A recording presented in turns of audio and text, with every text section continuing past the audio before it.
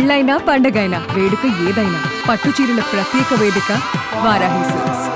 భారత్ పాకిస్తాన్ల మధ్య ఉద్రిక్తతలు పెరిగి యుద్ధ వాతావరణాన్ని సృష్టించాయి. మొత్తం మీద 48 గంటల్లో కథ ముగిసిపోయినటువంటి పరిస్థితి ఉంది. కానీ ఇందులో అర్థం కాని కొన్ని ప్రశ్నలు, విప్పలేనటువంటి చిక్కు ప్రశ్నలు కూడా పదే పదే కనిపిస్తున్నాయి. ఏంటవి? అసలు ఈ కాశ్మీర్ సమస్య ఏంటి?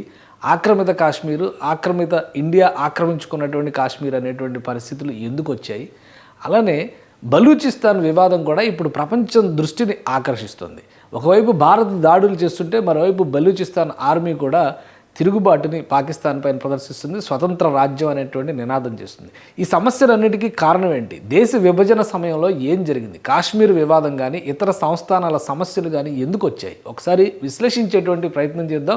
భారతదేశానికి పాకిస్తాన్కి మధ్య యుద్ధం జరుగుతున్నటువంటి తరుణంలో, ఉద్రిక్తతలు రేగుతున్నటువంటి పరిస్థితుల్లో రెండు దేశాలకి సంబంధించినటువంటి విభజన అంశం ప్రపంచవ్యాప్తంగా అందరి దృష్టిని ఆకర్షిస్తున్నటువంటి అంశం. సో అప్పుడున్నటువంటి పరిస్థితుల్లో స్వాతంత్రం ఇచ్చేటువంటి సందర్భంలో దేశ విభజన ఏ అంశాలపైన జరిగింది, ప్రాతిపదిక ఏంటి, సమస్యలు ఏంటి, ఒకసారి విశ్లేషిద్దాం. ఒకసారి ఈ డేటాలో ఉన్నటువంటి అంశాన్ని చూస్తే కనుక చాలా సింపుల్ అండర్స్టాండింగ్. కాషాయం కనిపిస్తుంది అంతా కూడా ఇండియా అనేటువంటి పేరును మనం ఖరారు చేసుకోవచ్చు. గ్రీన్ కనిపిస్తుంది అంతా పాకిస్తాన్ అనుకునేటువంటి పరిస్థితి చాలా స్పష్టంగా అప్పుడు బ్రిటిష్ వాళ్ళు రాసినటువంటి లెక్కలు అంశాల్లో ఇది చాలా క్లియర్గా కనిపించినటువంటి అంశం. అయితే సంస్థానాలు, ఈ బ్లాక్ మార్క్స్ ఉన్నటువంటి అన్నీ కూడా సంస్థానాలు, వాటికి సంబంధించినటువంటి చర్చ ఇప్పటికీ కూడా నడుస్తున్నటువంటి పరిస్థితి ఉంది. అందులో సమస్య సృష్టించినటువంటి సంస్థానాలు ఒక 4 సంస్థానాలు ఉన్నాయి. అందులో ఒకటి హైదరాబాద్ సంస్థానం అయితే, 2 కాశ్మీర్ సంస్థానం, 3 జునాగఢ్ సంస్థానం, ఇక్కడ ఉన్నటువంటి జునాగఢ్ సంస్థానం, 4వది కలాత్ సంస్థానం. ఈ 4 సంస్థానాలు ఇప్పటికీ కూడా వివాదాస్పదమైనటువంటి అంశాలుగా ఉన్నాయి. భారత భూభాగంలో ఉన్నటువంటి హైదరాబాద్ సంస్థానం, జునాగఢ్ సంస్థానంతో ఎలాంటి సమస్యలు లేవు. అన్ని విధాలుగా కూడా ప్రజలు మమేకమైనటువంటి పరిస్థితి ఉంది కాబట్టి ఇక్కడ ఎలాంటి సమస్యలు రాలేదు. అలానే భారతదేశంలో భాగమైపోయి సంతోషంగా గత 75 సంవత్సరాలుగా జీవిస్తున్నటువంటి సంస్థానాలుగా వీటిని చూడాలి. ఇక వివాదాస్పదమైనటువంటి అంశాల్లో కనిపిస్తున్నది 2 కాశ్మీర్ సంస్థానం ఒకటి, ఇక్కడ కలాత్ సంస్థానం ఒకటి. ఈ కలాతే ఇప్పుడు మనం చెప్పుకుంటున్నటువంటి బలూచిస్తాన్ రాజ్యంగా మనం చూడాల్సినటువంటి పరిస్థితి ఉంది దేశ విభజన సమయంలో. అసలు మొత్తంగా ఒకసారి మనం ఈ మ్యాప్ను పరిశీలించి చూస్తే 2-3 ముఖ్యమైన ఆసక్తికరమైనటువంటి అంశాలు కనిపిస్తాయి. ఇక్కడ బెంగాల్ విభజన, ఇక్కడ ఇటుపక్కన కనిపిస్తున్నటువంటి పార్ట్ బెంగాల్లో, ఇటుపక్కన కనిపిస్తున్నటువంటి పార్ట్ భారతదేశంలో విలీనమైనటువంటి వెస్ట్ బెంగాల్ కింద మనం చూడాలి. అటుపక్కన గ్రీన్ కలర్లో కనిపిస్తుంది ఈరోజు బంగ్లాదేశ్గా మారినటువంటి ప్రదేశంగా మనం చూడాలి. టోటల్ ఇది సమగ్ర బెంగాల్ అయితే ఇది బంగ్లాదేశ్గా పోయిన ముక్క, ఇది బెంగాల్గా మిగిలినటువంటి ముక్క. ఈస్ట్ పాకిస్తాన్ అనేటువంటి పేరుతో 1971 నుంచి బంగ్లాదేశ్గా మారింది 71 యుద్ధం తర్వాత. ఇక ఇటువైపు కనిపిస్తున్నటువంటి పేర్లు కూడా ఒకసారి మనం పరిశీలిద్దాం. ఇక్కడ ఉన్నటువంటి ప్రాంతాల్లో ఉత్తరాది రాష్ట్రాల్లో కీలకమైనటువంటి రాష్ట్రం పంజాబ్ రాష్ట్రం. పంజాబ్ రాష్ట్రం సమగ్ర స్వరూపం చూస్తే ఇంత పెద్దగా ఉండేది అప్పట్లో. ఇది మొత్తం పంజాబ్ రాష్ట్రం. దీన్ని 2 ముక్కలు చేసి పాకిస్తాన్ పంజాబ్ అయింది, ఇది భారత్ పంజాబ్ అయింది. సో ఇక్కడ సమస్య లేదు, ఎందుకంటే జనాభా పేరుతో ఒక లాహోర్ సిటీ పైన విభజన సందర్భంలో సమస్యలు వచ్చింది. మిగతా అన్నీ కూడా చిన్న చిన్న అంశాలుగానే మనం చూడాల్సి ఉంటుంది. అలానే ఇక మిగిలిన సంస్థానాలకి సంబంధించినటువంటి చరిత్రను ఒకసారి పరిశీలించి చూసినప్పుడు ఇక్కడ హైదరాబాద్ సంస్థానం కానీ జునాగఢ్ సంస్థానం కానీ పూర్తిగా భారతదేశంలో విలీనం అయిపోయినాయి. గోవా 1961లో, డయూ డామన్ కూడా 1961లో పోర్చుగీస్ నుంచి భారతదేశంలో విలీనమైనటువంటి ప్రాంతాలు. ఇక సమస్యకి కారణమైనటువంటి కాశ్మీరు, కలాత్ సంస్థానం గురించి ఒకసారి విశ్లేషిద్దాం మనం. కాశ్మీర్కి సంబంధించి జనాభా పరంగా ఇస్లాం మతస్థులు ఎక్కువ మంది ఉండడం, రాజు హిందూ రాజు కావడం, అలానే స్వతంత్ర దేశంగా ఉంటామనేటువంటి నిర్ణయాన్ని ముందుగా ప్రకటించడంతో 2 దేశాలకి చిక్కు వచ్చినటువంటి పరిస్థితి.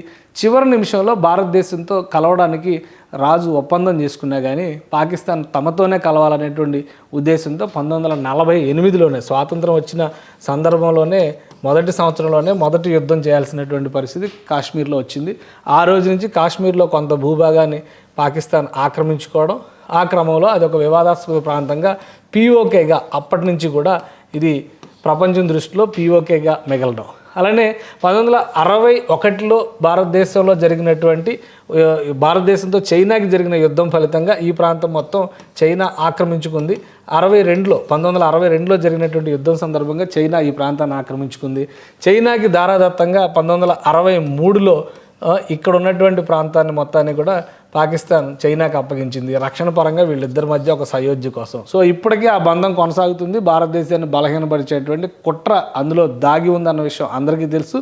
ఇదే పిఓకేని ఆజాద్ కాశ్మీర్ 2 భాగాలుగా చేసి ఆజాద్ కాశ్మీర్ పేరుతో ఇక్కడ ఉన్నటువంటి కాశ్మీర్ లోయ ప్రాంతాన్ని ఆజాద్ కాశ్మీర్గా ప్రకటించింది. ఇక్కడ ఉన్నవన్నీ కూడా నార్దర్న్ ప్రావిన్సెస్గా ఒక అటానమస్ బాడీగా అక్కడ కంటిన్యూ అవుతున్నాయి. అవి ఇప్పటికి కూడా తమకు స్వాతంత్రం కావాలని డిమాండ్ చేస్తున్నటువంటి ప్రాంతాలుగానే మనం చూడాలి. ఇక మిగిలినటువంటి మొత్తం పార్ట్లో ముఖ్యమైనటువంటి అంశం కలాత్ సంస్థానం. మనం చెప్పుకోవాల్సినటువంటి అంశం కూడా ఇప్పుడు దీని గురించే.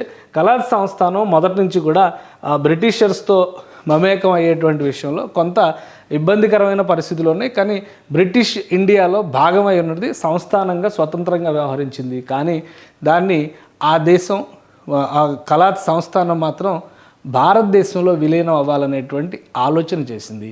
ఇక్కడ సమస్య ఏంటంటే జాగ్రఫీ పరంగా అంటే భౌగోళికంగా పాకిస్తాన్కి మధ్యలో ఉన్నటువంటి ఈ ప్రాంతం కలవడానికి భారతదేశంలో సాధ్యం కాదు. ఇక్కడ మీ యారో మార్క్స్ చూస్తే అర్థమవుతుంది. కలాత్ సంస్థానం భారత్లో కలవాలనుకుంది, జునాగఢ్ సంస్థానం వచ్చి పాకిస్తాన్లో కలవాలనుకుంది. కానీ బౌండరీస్ పరంగా భారతదేశం మధ్యలో ఉంది. అలానే ఇది కనుక ఇక్కడ కలిపితే భారతదేశానికి ఇబ్బందికరమైనటువంటి ఇక్కడ పాకిస్తాన్ ఇక్కడ పాకిస్తాన్ అయ్యి ఎన్ని పాకిస్తాన్లు ఉంటాయి ఒక దేశంలో. కాబట్టి ఇన్ని సమస్యలు వస్తాయి. కాబట్టి అప్పుడు ఉన్నటువంటి ఈక్వేషన్స్లో ఎట్టి పరిస్థితుల్లో ఈ సంస్థానాలకు మాత్రం ఇచ్చేటువంటి అవకాశం లేదు. పైగా జనాభా పరంగా ఇక్కడ ఉన్న వాళ్ళందరూ హిందువులు ఎక్కువగా ఉండడం అనేది కూడా కీలకమైనటువంటి అంశం. సో ఆ అంశాల పరంగా చూసినా కానీ ఇక్కడ మతంతో ప్రాతిపదిక అనేది లేదు. కానీ భారతదేశంతో విలీనం అవడంపైనే కలాత్ సంస్థానం ఆసక్తి చూపించింది. 1948లో బలవంతంగా ఇక్కడ ఎలా అయితే సైనిక చర్యకి పాల్పడి కాశ్మీర్ని ఆక్రమించేటువంటి ప్రయత్నం పాకిస్తాన్ చేసిందో అదే తరహాలో ఈ ప్రాంతంలో కూడా పాకిస్తాన్ ఈ 2 ప్రాంతాలను కూడా తన అదుపులో పెట్టుకునేటువంటి ప్రయత్నం చేసింది 1948లోనే.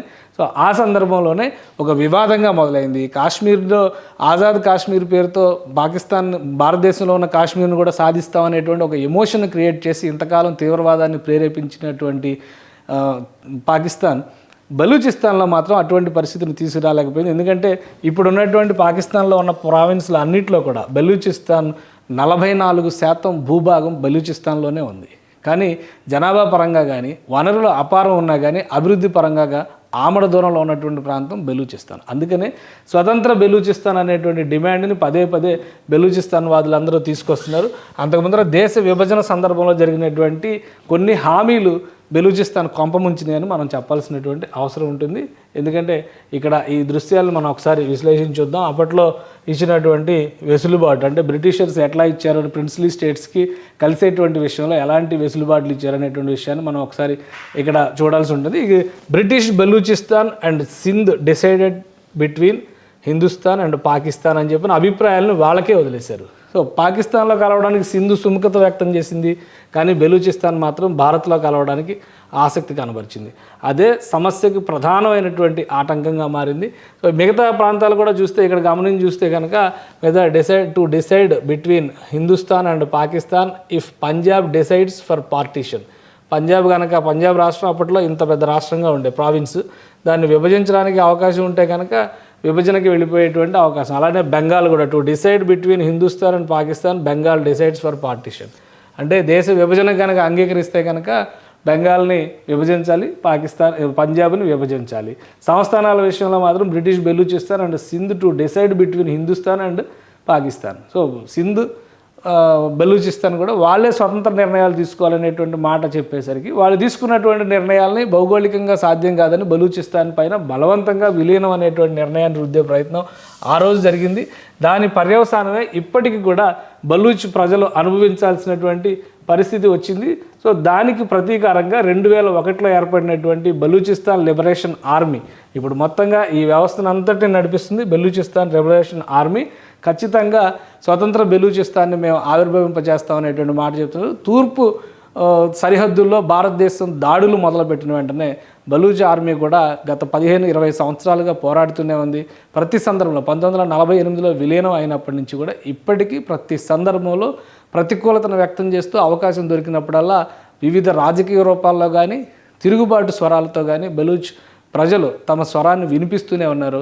ఇప్పుడు మరొకసారి బలమైనటువంటి గొంతుకు వినిపించడం, పాకిస్తాన్లో ఉన్నటువంటి దుర్బల నాయకత్వం, ప్రస్తుతం ఉన్నటువంటి అస్తవ్యస్త పరిస్థితులను ఆసరాగా తీసుకుని స్వతంత్ర బెలూచిస్తాన్ దిశగా బెలూచిస్తాన్ లిబరేషన్ ఆర్మీ అడుగులు వేస్తోంది. సో మొత్తం మీద బలవంతంగా 1948లో విలీనం చేసుకోవడానికి ప్రయత్నం చేసినటువంటి 2 సంస్థానాల నుంచి కూడా పాకిస్తాన్ గత 75 ఏళ్లుగా సమస్యలు ఎదుర్కొంటూనే ఉంది. అందులో ఒకటి బెలూచిస్తాన్ అయితే రెండవది కాశ్మీర్ విషయంలో భారతదేశంలో స్పర్ధ, బెలూచిస్తాన్ విషయంలో అక్కడ ఉన్నటువంటి స్థానిక ప్రజల నుంచే బలమైనటువంటి వ్యతిరేకత. అన్నిటికీ మించి పాకిస్తాన్ చైనా కారిడార్ పేరుతో బెలూచిస్తాన్లో తలపెట్టినటువంటి అభివృద్ధి కార్యక్రమాల్లో కానీ, ఉద్యోగ ఉపాధి మార్గాల్లో కానీ స్థానిక బలూచ్ ప్రజలకి కనీస ప్రాతినిధ్యం కూడా ఇవ్వకపోవడం పైన ఈ తిరుగుబాటు మొదలైంది. అందుకే గత 20 ఏళ్లుగా ఆయుధం పట్టి వీళ్ళు పోరాడుతూ ఉన్నారు. ఫైనల్గా భారతదేశం చేసినటువంటి దాడులతో తమకు బలం పెరిగిందనేటువంటి ఆనందంలో బలూచ్ ప్రజలు ఉన్నారు. భారతదేశానికి తమ మద్దతు ఎప్పుడు ఉంటుందని చెప్పని ప్రకటించడం కూడా ఇది ఒక ఆసక్తికరమైన పరిణామంగా చూడాల్సినటువంటి అవసరం ఉంటుంది. ఈ ప్రకటనల ఆధారంగానే బలూచిస్తాన్ ఉద్యమాన్ని భారతదేశమే ప్రేరేపిస్తుందనేటువంటి ప్రచారాన్ని పాకిస్తాన్ ప్రపంచవ్యాప్తం చేస్తుంది. కానీ బలూచ్ ప్రజల ఆత్మగౌరవం కోసం వాళ్ళు చేస్తున్నటువంటి ఉద్యమాన్ని గౌరవించాల్సిందే అనేటువంటి వాదనని భారత్ వినిపిస్తుంది. ఫైనల్గా పాకిస్తాన్లో జరిగినటువంటి తాజా పరిణామాలు బలూచిస్తాన్కి కొత్తగా ఊపిరి పోస్తాయా లేదా అనేది కాలం నిర్ణయించాల్సినటువంటి అంశం. సుమన్ టీవీలో మీ పర్సనల్ అండ్ బిజినెస్ ప్రమోషన్స్ కోసం కింది నెంబర్కి కాంటాక్ట్ చేయండి.